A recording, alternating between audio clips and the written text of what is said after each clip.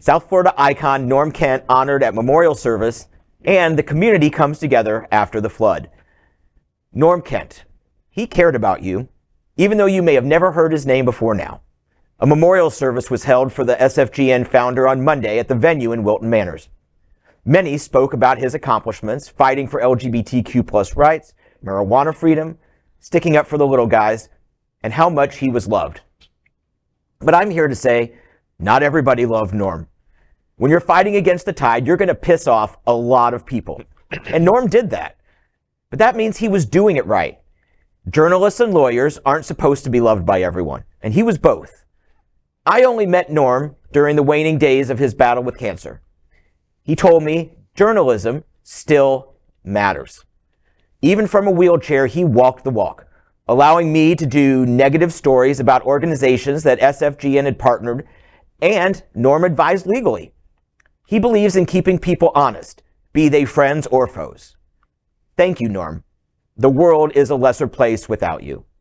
And while I'm saying thank you, I'd like to queer up gratitude. I, along with other Queer News Tonight and It's Happening Out crew and hosts, had a long night last Wednesday. By the time we finished the shows, we were trapped here. Feet of water rose and turned the streets into rivers. I'd like to thank Sunshine Cathedral for truly being a shelter in the storm for all of us.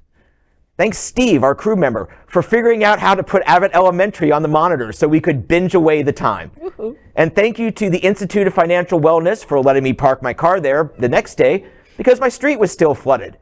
And thanks to my neighbor John, who saw me walking and ferried me the last couple of blocks home, and my neighbor Jeff, who eventually took me back to my car. Coworkers helping coworkers, strangers helping strangers, neighbors helping neighbors. We were literally all in the same boat. People come together during crises. Let's try to keep it going, because it shouldn't take 2 feet of rain to bring people together. And I absolutely believe that. And that sort of came to me as I was sitting in my home last Thursday and most of Friday, still stranded on my little island, waiting for my pool to recede. That's another story.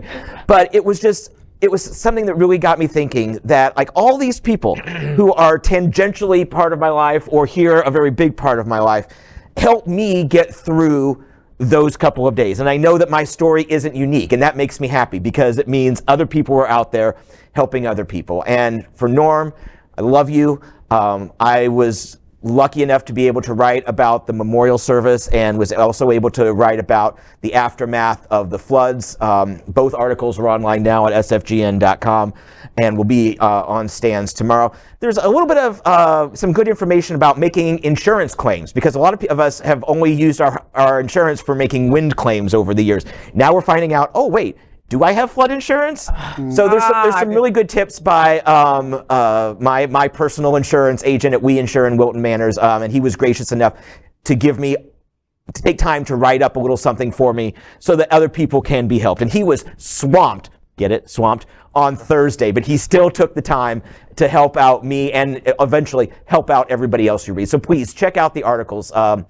They're on point and they're heartfelt. So you can be as gay as John Hayden and still need a fairy once in a while.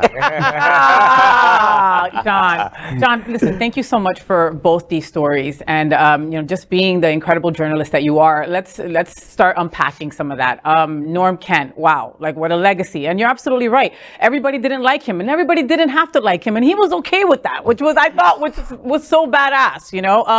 I, like you, I only was able to meet him recently, but his legacy will definitely live on, of him helping pro bono folks that got in trouble for sex work and stuff like that back in the day. His plight for marijuana use.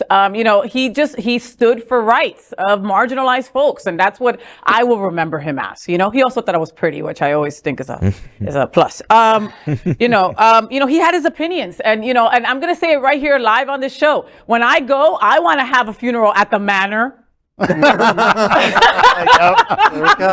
saw that, I was like, how perfect is this? And how cool to have a funeral too, where like part of the room is just there because they hated you and the other part's there because they love you. I think you can pull off the same thing, Faye. I think I could. Like, or you walk in, like, which side are you on?